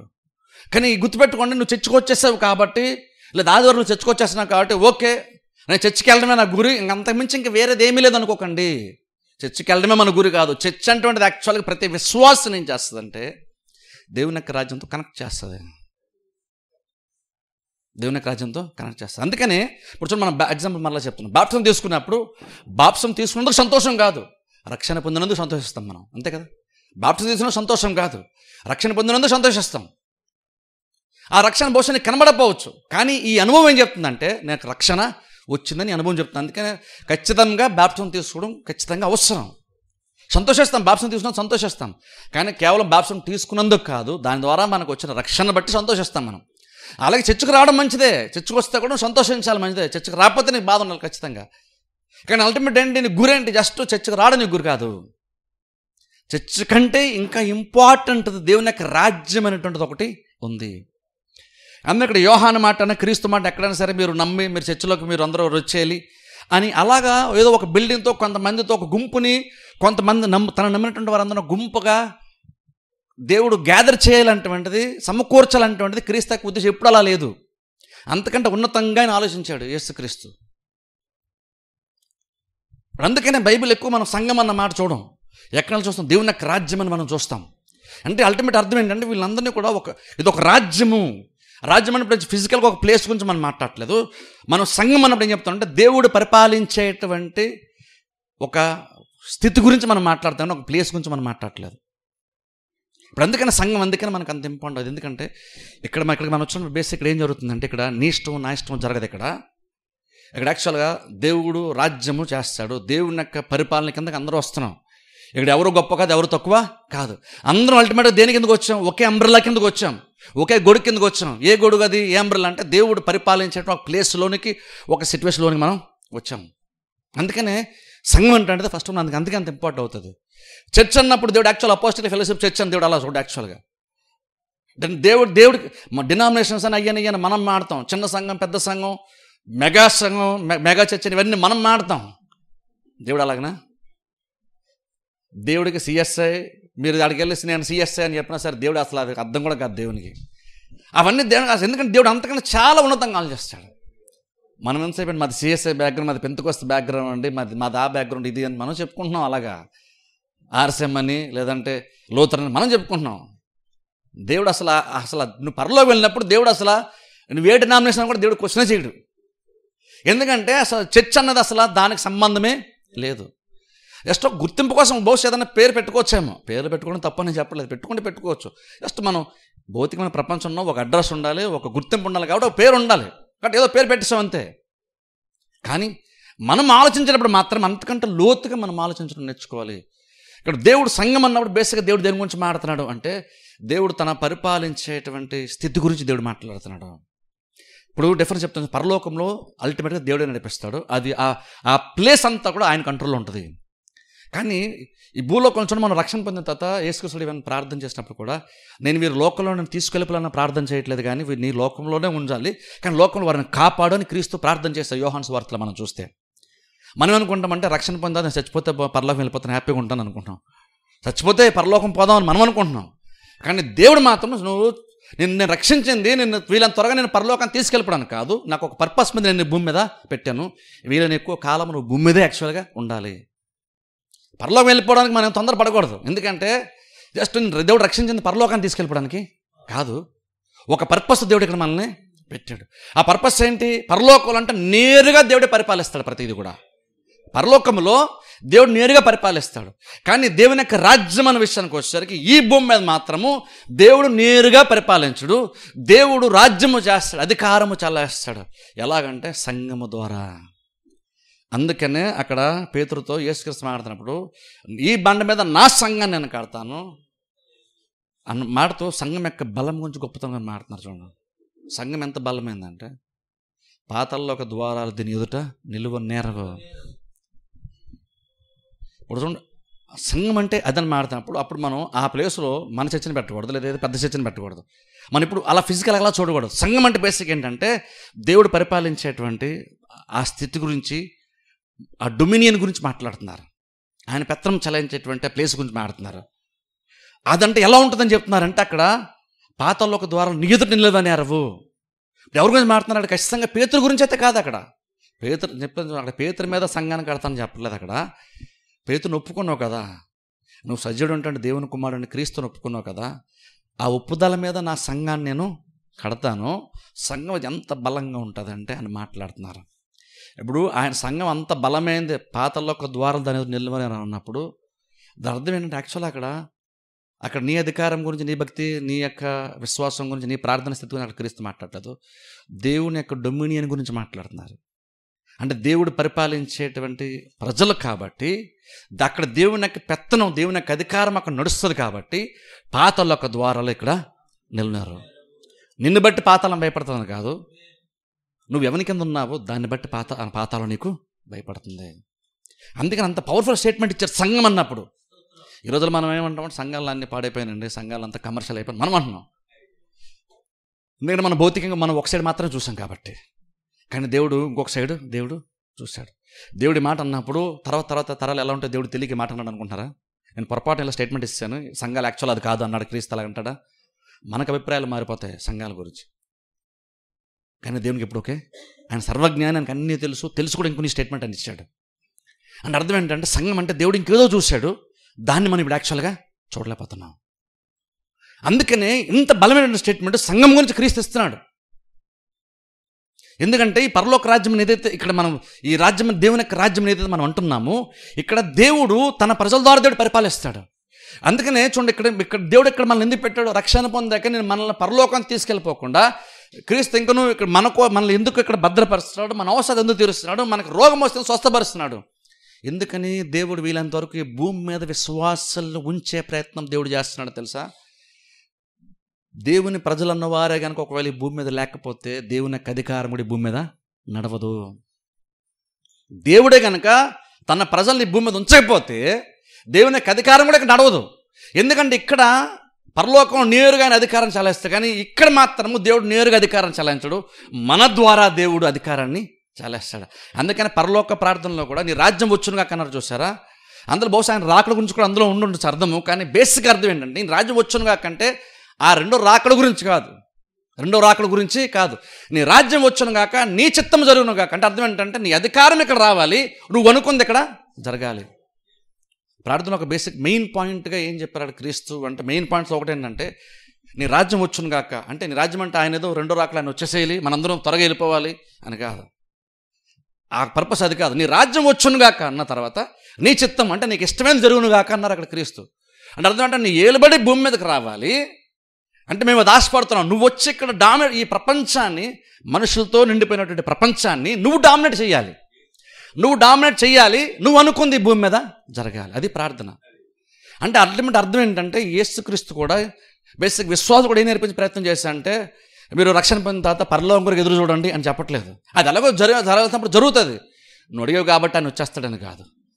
కాలము సమయంలో ఆయన శోధన అది ఎప్పుడు జరుగుతుందో ఆయనకి తెలుస్తుంది, మనకి అది యాక్చువల్గా తెలియదు. కాబట్టి నువ్వు ప్రభా త్వరగా వచ్చే ప్రభా మండలో అర్థం లేదు, అది వాక్య జ్ఞానము కాదు. కానీ ఏది వాగ్జ్ఞానం అంటే, ప్రభు నేను ఒక్క రక్షణ పొందాను కాబట్టి నేను పరలోకి వెళ్ళిపోదాం అనుకున్నాను, ప్రభు త్వరగా వచ్చే ప్రభు అన్నామంటే అది ఎంత అజ్ఞానం అంటే, దేవుడు ఏమనుకుంటాడంటే ఇంకా రక్షణ పొందాల్సిన వాళ్ళు చాలామంది ఉన్నారు, నా రాజ్య వారసులు మారాల్సినటువంటి వారు చాలామంది ఉన్నారు, నువ్వు ఒక్కడి కోసం నువ్వు నన్ను వచ్చామని అంటున్నావు. ఇంకా నేను డామినేట్ చేయాల్సినటువంటి లైఫ్స్ చాలా ఉన్నాయి, నేను అధికారం చలాయించిన ప్లేసెస్ ఇంకా చాలా ఉన్నాయి. నా అధికారము, నా చిత్తం ప్రపంచం అంతా స్ప్రెడ్ అవ్వాలి కదా. అది ఎలా స్ప్రెడ్ అవుతుంది అంటే నా ప్రజల ద్వారా నేను దాన్ని చేస్తాను. అందుకని మీరేది బంధింతురో అది పరలోకం బంధింపబడుతుంది, మీరేది విడుదల చేస్తారో పరలోకం విడుదల చేయబడుతుంది. అంటే అర్థం ఏంటి? బంధించేది దేవుడే, విడుదల చేసేది దేవుడే. మనం ఏదో రిలీజ్ చేసేంత కెపాసిటీ మనం లేదు. కానీ ఇక్కడ మనం చేసినప్పుడు అక్కడ దేవుడు చేస్తున్న అర్థం ఏంటంటే నీ ద్వారా దేవుడి భూమిని డామినేట్ చేస్తాడు. అందుకనే ప్రార్థన అంత ఇంపార్టెంట్. ప్రార్థన అందుకే అంత ఇంపార్టెంట్. మనం ప్రార్థన కూడా నిర్లక్ష్యం చేస్తుంటాం, పెద్ద సీరియస్గా తీసుకోం. కానీ ప్రార్థన కూడా అందుకే ఇంపార్టెంట్. ఎందుకని నువ్వు ప్రార్థన ద్వారా కొన్ని కార్యాలను బంధిస్తున్నావు, కొన్ని కార్యాలను విడుదల చేస్తున్నావు. నువ్వు ఏదో నువ్వు అనుకున్నావు నువ్వు చేసేస్తున్నావు అని కాదు. నువ్వు దేవుని యొక్క మనసును తెలుసుకుని మనం చేస్తున్నప్పుడు నీ ద్వారా దేవుడే యాక్చువల్గా తన అధికారాన్ని చలాయిస్తాడు. అందుకే మీరేది బంధిస్తారు, నేను బంధిస్తాను, మీరేది విడుదల చేస్తారు, నేను విడుదల చేస్తాను. అందుకే అంటే అర్థం అంటే ఇప్పుడు ఇక్కడ ఈ రాజ్యంలో దేవుని నమ్మినటువంటి వారంగా, దేవుని ప్రజలంగా ఇక్కడ భూమి మీద మనం ఉండడము దేవునికి చాలా ఇంపార్టెంట్. ఎందుకంటే మనం లేకపోతే ఇక్కడ దేవుడు అధికారం చలాయించిన దేవుని కూడా ఇక్కడ ఏమీ ఉండదు. అందుకని మనల్ని ఇక్కడ ఉంచాలనుకుంటాడు. అందుకే లోకం ప్రభావం తీసివేయాలని కూడా యేసుక్రీస్తు ప్రార్థన చేయలేదని అందుకే చెప్పారు ఆయన. నేను ఆ ప్రార్థన చేయట్లేదు అంటున్నారు. కానీ వాళ్ళు ఇక్కడ ఉన్నంతకాలము వారు నువ్వు కాపాడు, కీడు నుండి తప్పించు అని మాత్రం క్రీస్తు ప్రార్థన చేశారు. ఏదో వాళ్ళు రక్షణ పొందేశారు కాబట్టి చచ్చిపోతే పర్లేదు, చచ్చిపోతేనే బాగుంటుంది, వీళ్ళని త్వరగా చచ్చిపోతే ఈ ప్రాబ్లమ్స్ ఏమి ఉండవు, ఇది పరలోకం వెళ్ళిపోతాము అని క్రీస్తు ఎక్కడ కూడా అలాగా నువ్వు రక్షణ పొందేస్తావు, నువ్వు సేఫ్ జోన్ ఉన్నా కూడా చచ్చిపో వీళ్ళని త్వరగా, అలా ఎప్పుడు క్రీస్తు అయితే ఎప్పుడు ఎంకరేజ్ చేయలేదు. అలాగా ఆలోచించమని, అలాగ ఆశపడమని, అలాగ బతకమని క్రీస్తు ఎక్కడ ఎంకరేజ్ చేయలేదు. ఆయన రాకడ కూడా ఎదురు చూస్తామంటే ఖచ్చితంగా ఎదురు చూస్తాం, కానీ చచ్చిపోవడం కోసం మాత్రం ఎదురు చూడం. ఎందుకంటే దేవుడు ఏదైనా చేయాలనుకుంటే మన ద్వారా దేవుడు చేస్తాడు. అందుకే మనం చాలా ఇంపార్టెంట్. అందుకని సంఘం మనం కూడుకుంటే అందుకు ఇంపార్టెంట్ అంటాను యాక్చువల్గా నేను. ఇప్పుడు చూడండి ఒక విషయం చెప్తాను, ఎందుకు మనం ఇక్కడ భూమి మీద ఉండడం ఇంపార్టెంట్ తెలుసా? చూడండి, పరిపాలించే విధానం గురించి మాట్లాడుతున్నాను నేను ఇక్కడ. ఇప్పుడు చూడండి, ఇక్కడ క్రీస్తు ఈ బండ మీద నా సంఘమును కడుదును అన్నప్పుడు బేసిక్ మనం అనుకుంటాం సంఘం అనగానే చర్చ్ అనేసుకుంటాం. మనం సంఘం అనగానే చర్చ్ అని అనేసుకుంటాం. కానీ యాక్చువల్గా ఒరిజినల్గా చూసుకుంటే సంఘం అంటే కేవలం చర్చే సంఘం అని కాదు. సంఘం అనడానికి చాలా అర్థాలు ఉన్నాయి. సంఘం అనడానికి చాలా అర్థాలు ఉన్నాయి. ఇప్పుడు చూడండి, బయట కూడా చూడండి చాలా సంఘాలు ఉంటాయి చూసారా, తెలుగులో చాలా సొసైటీస్ చాలా ఉన్నాయి చూసారా, అవి కూడా సంఘం అంటారు. సంఘం అని ప్రపంచం మొత్తం సంఘం అనగానే చర్చ్ అండి అని అందరూ అనుకోరు. ఎందుకంటే సంఘం అన్న పదం అది యూనివర్సల్. అది క్రిస్టియన్ సంఘం అన్నప్పుడు చర్చ్ గురించి మాట్లాడుతున్నాడు, బయట వాడు సంఘం అన్నప్పుడు వాడు వేరే దాని గురించి వాడు మాట్లాడుతున్నాడు. కాబట్టి సంఘం అన్న పదం ఏదవుతుందో అది ఆత్మీయ పదం కాదు, అది జనరల్ వర్డ్. అది సంఘం అంటే బేసిక్ అంటే కొంతమంది కలిసేటువంటి దాన్ని సంఘం అంటాం. కొంతమంది కలిసి ఉంటే ఒక ప్లేస్ అని కాదు, కొంతమంది కలిసి ఉంటే కలిసి జీవిస్తుంటే అది సంఘము. కాబట్టి మనం సంఘము అని ఇక్కడ క్రీస్తు అంటున్నప్పుడు ఏదో చర్చ్ అని అనేసుకోకండి. ఇక్కడైతే అర్థం చర్చే, కానీ ఆయన అంటున్నాడు మాత్రము అది జనరల్గా అన్నారు. ఆయన చర్చ్ గురించి మాట్లాడలేదు, ఆయన సంఘం గురించే మాట్లాడారు. ఫర్ ఎగ్జాంపుల్ చెప్తాను చూడండి, బేసిక్ ఇక్కడ కొన్ని విషయాలు చెప్తాను. ఆ టైంలో బేసిక్ మనం చూసుకుంటే ప్రజల పరిపాలించే విధానం ఆ రోజులు ఎలా ఉంటే తెలుసా? ఇవన్నీ చూడండి, గురువారం నేను చెప్తాను చూసారా, ఇంతకుముందు మనం చాలా ఓల్డ్ టెస్ట్మెంట్ చూసుకున్నాం చూసారా, నెహెమ్యా గ్రంథం చూస్తున్నాం చూసారా. బేసిక్గా ఆ రోజుల్లో ఎలా ఉండేదంటే ఒక రాజ్యం ఇంకొక రాజ్యం మీదకి యుద్ధానికి వెళ్ళినప్పుడు బేసిక్ వాళ్ళు ఏం చేసేవాళ్ళంటే ఆ యుద్ధంలో జయించినప్పుడు ఆ ప్రజలను తమ రాజ్యానికి తీసుకొని వెళ్ళిపోయేవాళ్ళు. అందులో చూడండి చాలా సందర్భాలు ఇజ్రాయెల్ ప్రజలు చెరగా వెళ్ళిపోవడం బైబిల్ మనం చూస్తాం. ఐగుప్తుకి చెరగా వెళ్ళిపోవడము, లేదంటే బబులోను రాజ్యానికి చెరగా వెళ్ళిపోవడం చూస్తాం చూసారా. బేసిక్ ఏం జరిగిందంటే ఆ రోజుల్లో ఏంటంటే ఒక రాజ్యము యుద్ధానికి వెళ్ళి వేరే రాజ్యంలో యుద్ధం చేసి గెలిచినప్పుడు ఇక్కడ ప్రజలందరినీ కూడా వారి రాజ్యానికి తీసుకొని వెళ్ళిపోయేవాళ్ళు. అది ఆ రోజుల్లో అది యుద్ధం జరిగిన తర్వాత గెలిచినటువంటి వాడు అలా చేయడం వాడుగా జరిగేది. అక్కడ తీసుకెళ్ళిపోయి వాళ్ళ అలవాట్లు వాటి సాంప్రదాయాన్ని కూడా అలవాటు చేసే ప్రయత్నం చేసేవాళ్ళు. అలాగే షడ్రక్ మెషక్ అబేద్నెగో దానియేలు వీళ్ళు కూడా అలాగే బబులోను చెరగా వెళ్ళిపోయినప్పుడు వాళ్ళ పేర్లు మార్చి వాళ్ళ ఆహారపు అలవాట్లు మార్చి బేసిక్గా ఏం చేస్తారంటే ఆ బబులోను రాజు ఏం చేసే ప్రయత్నం చేశాడు నెబుకద్నెజర్ అంటే వీళ్ళను కూడా యూదులను కూడా తన ప్రజల్లాగా మార్చే ప్రయత్నము ఐగుప్తే కానీ బబులోను రాజులు కానీ అలా చేసేవాళ్ళు ఆ రోజుల్లో. అంటే అప్పుడు ఎలా పనిచేసేది, వాళ్ళకి రాజ్యం ఎలా పనిచేస్తుంది అంటే ఒక దగ్గర గెలిచిన తర్వాత నీ అధికారం అక్కడ ఆల్రెడీ నీ అధికారం ఎదురున్న ప్రతిదాన్ని కూడా నువ్వు ఆల్రెడీ అణిచివేసిన తర్వాత నువ్వు నీ ప్రజలను తీసుకొని ఆ ప్రజలను తీసుకొని నీ రాజ్యం తెచ్చుకొని నువ్వు నీ అధికారం కిందకి వాళ్ళని పెట్టుకొని నువ్వు అనుకున్న ప్రతిదీ కూడా నువ్వు నీ అలవాట్లు వారికి అలవాటు చేసేవాడు. నువ్వు పేర్లు పెట్టి వాళ్ళకు ఇంతముందున్న పాత గుర్తింపును తీసేసి కొత్త గుర్తింపు నువ్వు నీ దగ్గర పెట్టుకొని ఇచ్చేవాడువి. ఇంతకుముందు రాజ్యాలు అలా పరిపాలించేవాళ్ళు. కానీ డిఫరెంట్గా యేసుక్రీస్తు స్టైల్ ఏం జరిగింది తెలుసా? అప్పుడులో చూడండి ఐగుప్తు రాజ్యం పవర్ఫుల్, బబులోను రాజ్యం పవర్ఫుల్. కానీ తర్వాత కాలానుగుణంగా తర్వాత మారినప్పుడు రోమా సామ్రాజ్యం చాలా బలమైన రాజ్యంగా మారింది. స్పెసిఫిక్గా యేసుక్రీస్తు టైం వచ్చినప్పుడు రోమా రాజ్యం చాలా బలంగా మారింది. ఈ టైంలో ఇప్పుడు రోమిలు కూడా పరిపాలించినప్పుడు యుద్ధాలు చేశారు. వాళ్ళు కూడా ఆల్మోస్ట్ ప్రపంచం అంతా స్ప్రెడ్ అయ్యారు. కానీ వాళ్ళు ఎలా చేశారు తెలుసా? వాళ్ళు ఒక ప్లేస్ని వాళ్ళు జయించిన తర్వాత, యుద్ధం జయించిన తర్వాత వీళ్ళందరినీ తీసుకుని వెళ్ళిపోలేదు. జాగ్రత్త గమనించండి. వీళ్ళందరినీ చెరగా తీసుకుని వెళ్ళి రోమా రాజ్యాన్ని తీసుకుని వెళ్ళిపోలేదు. కానీ ఒక ప్లేస్ని సపోజ్ ఇండియాని జయించారు అనుకుందాం. ఇప్పుడు చూడండి, స్పెషల్ ఇక్కడ కూడా చూస్తే చూడండి, యేసుక్రీస్తు వచ్చిన టైంలో రోమీలో పరిపాలించారు, అధికారాన్ని చలాయించారు. ఇది ఇజ్రాయెల్ దేశము, యెరూషలేము పట్టణము. కానీ ఈ ప్లేస్ని కూడా రోమీలు డామినేట్ చేశారు. అందుకే కైసర్ అన్నవాడు ఉన్నాడు చూసారా? కైసర్ అంటే బేసిక్ ఎవడు? వాడు యూదులకు బేసిక్ అంటే రోమీడు. వాళ్ళు రోమీలు ఆ రోజులు ఏం చేస్తారంటే ఒక రాజ్యం మీదకి యుద్ధం చేసి గెలిస్తే వీళ్ళందరినీ బబులోను రాజ్యంలో, ఐగుప్తు రాజ్యంలో తీసుకుని వెళ్ళిపోయారు కాదు. వీళ్ళు గెలిచిన తర్వాత ఏం చేసేవాళ్ళంటే అక్కడి నుంచి రోమా సెంట్రల్ నుంచే కొంతమందిని ఇక్కడ పంపించేవాళ్ళు. దేనికి తెలుసా? మీరు వెళ్ళి మనం ఏదైతే అధికారం చాలేస్తాం, మన అలవాట్లు ఏంటో, మన పద్ధతులు ఏంటో, మన సాంప్రదాయాలు ఏంటో, మీరు 10 మంది వెళ్ళి మీరు అధికారం చలాయించి వాళ్ళకు కూడా మన కల్చర్ని అలవాటు చేయండి, మన అలవాట్లు వాళ్ళకి కూడా మీరు అలవాటు చేయండి. అలాగ మనలాగా వాళ్ళు మార్చండి. ఇప్పుడు రోమీలు డిఫరెంట్గా ఆలోచించారు. వాళ్ళు ఎలా ఆలోచించారంటే వాళ్ళందరినీ ఇక్కడ తెచ్చేద్దాం, మనలాగా వాళ్ళు మార్చొద్దు అనుకోలేదు. వాళ్ళని ఇక్కడ తేవద్దు, వాళ్ళని అక్కడే ఉండిద్దాం, కానీ పెత్తనం మాత్రం మనదవ్వాలి. అక్కడ అలవాట్లన్నీ మనం అవ్వాలి. అక్కడ వాళ్ళు ఏం తినాలి, ఏం తాగాలి, ఎలా ఉండాలి, కట్టుబాట్లు, అలవాట్లన్నీ కూడా రోమ్ నుంచి మనం డామినేట్ చేద్దాం అనుకుని వాళ్ళు ఏం చేశారంటే అక్కడ ప్రజలను అలాగే ఉంచేసి కొంతమంది అధికారులను పంపించి, ఇప్పుడు కైసర్ లాంటి కొంతమందిని పంపించి అధికారాన్ని చాలేస్తూ అలవాట్లు మార్చే ప్రయత్నము చేసేవాళ్ళు, అలవాట్లు చేసేవాళ్ళు. ఇప్పుడు క్రీస్తు కూడా ఎగ్జాక్ట్గా అలాగే చేశారు. అలా తెలుసా? క్రీస్తు అంటే ఇప్పుడు నేను వచ్చి మీరు నమ్మిన తర్వాత మిమ్మల్ని పరలోక రాజ్యాన్ని తీసుకుని వెళ్ళిపోను, మిమ్మల్ని ఇక్కడే ఉండమంటాను నేను. కానీ మీరేం చేయాలంటే, మీరు నా అధికారం కింద ఉన్నారు కాబట్టి మీరు ఇప్పుడు ఏం చేయాలంటే నా అధికారం నేను మీ ద్వారా, నా అలవాట్లని మీ ద్వారా ప్రపంచానికి మనం పరిచయం చేద్దాం, మీకులాగా అందరినీ మనం మార్చేద్దాం. అది దేవుని యొక్క ఆలోచన. రోమీలు ఎలాగ ఆలోచించారు? ఎగ్జాక్ట్గా అలాగని దేవుడు ఆలోచించాడు ఆ రోజున. అందుకని దేవుడు రక్షణ పొందిన తర్వాత మనం పరలోకం వెళ్ళిపోదాం, మీరు అందరూ పరలోకం వచ్చేయాలని ప్రార్థించడం అనలేదు. ఉంచాడు ఇక్కడ దేవుడు, మనల్ని ఉండమన్నాడు. ఎందుకంటే మనం ఇక్కడ ఉండి ప్రపంచానికి దేవుడు అన్నటువంటి ఒక ఆయన ఉన్నాడు. ఆయన అధికారం కిందకి వెళ్తే మన క్షేమము, భద్రత, ఆశీర్వాదం ఇవన్నీ ఉంటాయి. పరలోకం వెళ్తాం, రక్షణ ఉంటుందని ప్రపంచానికి మీరు చెప్పండి అని చెప్పేసి క్రీస్తు ఇక్కడ మనల్ని పెట్టాడు. అంటే బేసిక్గా సంఘానికి ఒక బాధ్యత ఉంది. అల్టిమేట్గా ప్రపంచం అందరినీ పరిపాలించేది దేవుడే. కానీ ఏం చేస్తాడు? ఒక రకంగా చెప్పాలని ఏం చేస్తాడంటే క్రీస్తు మనల్ని ఎవరైతే ఆయన నమ్మారో, రక్షణ పొందారో వాళ్ళందరినీ ఇక్కడే ఉండిస్తూ ఏమన్నాడంటే ఇప్పుడు మీ ద్వారా నా అధికారం నేను స్ప్రెడ్ చేసుకుంటాను, మీ ద్వారా. అది మీరు ఏం చేయాలంటే మీరు నేనేంటో ప్రపంచానికి మీరు చూపించాలి. రోమా రాజ్యం అది ఎంత గొప్పదో, ఆ రాజు ఎంత గొప్పడో, అలవాట్లు ఏంటంటే అన్ని పద్ధతులన్నీ కూడా ప్రజలకి, ప్రపంచానికి, రోమీలకి కల్చర్ని ప్రపంచానికి అలవాటు చేశారు రోమీలు. అలాగే ఇప్పుడు క్రీస్తు ఏమన్నాడంటే, దేవుడు ఏమన్నాడంటే మీరు ఎక్కడ ఉండండి, మీరు ఎక్కడ ఉంటే మీరు మీ ఉద్దేశం ఏమవ్వాలంటే మీరు నేనేమనుకుంటున్నానో, నా తలంపులు ఏంటో, నా ఆలోచనలు ఏంటో వాటి మీరు ప్రపంచంలో మీరు స్ప్రెడ్ చేయాలి. అంటే బేసిక్గా నా అధికారం నేను మీ ద్వారా నేను చల్లేస్తాను, అందుకు మీరు నాకు ఇంపార్టెంట్. ఇప్పుడు అందుకనే ఆ గుంపుని ఎవరైతే తన అధికారం కిందకు వచ్చారో వారందరినీ దేవుడు ఇక్కడ క్రీస్తు ఇక్కడ సంఘం అన్నారు. ఇప్పుడు సంఘం అన్నది కేవలం చర్చ అనే కాదు. 10 మంది ఒక చోట కలిస్తే, ఒక ఆలోచనతో, ఒక తలంపుతో ఒక చోటకు వస్తే, ఒకే రకంగా ఆలోచిస్తే అది సంఘము. అలా బయట బోల్డ్ సంఘాలు ఉన్నాయి కదా, మనకు తెలుసు కదా. నార్మల్గా చూడండి, స్టూడెంట్స్ యూనియన్స్ ఉన్నాయి, స్టూడెంట్స్ సంఘాలు ఉన్నాయి, టీచర్స్ సంఘాలు ఉన్నాయి, ఎంప్లాయీస్ యూనియన్ అంటే బేసిక్గా సంఘం. అది కూడా తెలుగులో మారిస్తే సంఘం అంటాం. అలా ప్రపంచంలో బోల్డ్ సంఘాలు ఉన్నాయి. అలాగే ఇక్కడ కూడా సంఘం ఉంటుంది. కానీ ఇది ఎందుకు బలమైంది అంటే ఇక్కడ దీనికి హెడ్ క్రీస్తు కాబట్టి ఇది బలమైంది.